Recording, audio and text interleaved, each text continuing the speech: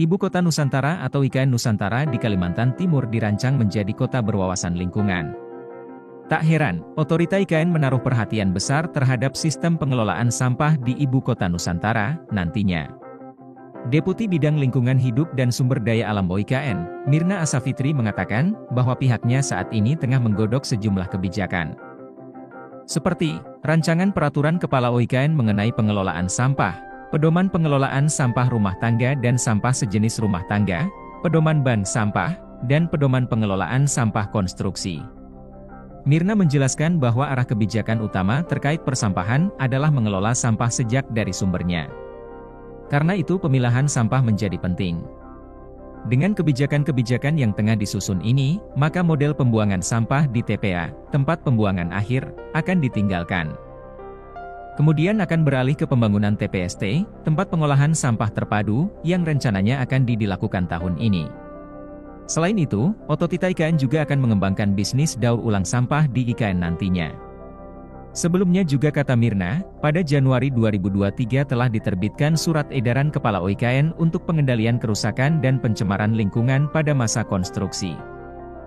Surat edaran tersebut meminta penanggung jawab proyek konstruksi menaati seluruh kewajiban lingkungan, mengutamakan pencegahan dan kehati-hatian. Berdasarkan data layanan pengadaan secara elektronik, LPSE, Kementerian Pekerjaan Umum dan Perumahan Rakyat, PUPR, Pagu Anggaran TPST 1 Kawasan Inti Pusat Pemerintahan, KIP, IKN adalah Rp463,1 miliar. Setelah melalui proses tender, PT Berantas Abipraya, Persero, ditetapkan menjadi pemenang tender dengan harga penawaran sebesar Rp456 miliar. Sebelumnya, Direktur Utama Berantas Abipraya, Sugeng Rochadi menyatakan bahwa pembangunan TPSTI ini merupakan upaya Berantas Abipraya sebagai salah satu BUMN untuk berkontribusi dalam mewujudkan IKN yang ramah lingkungan.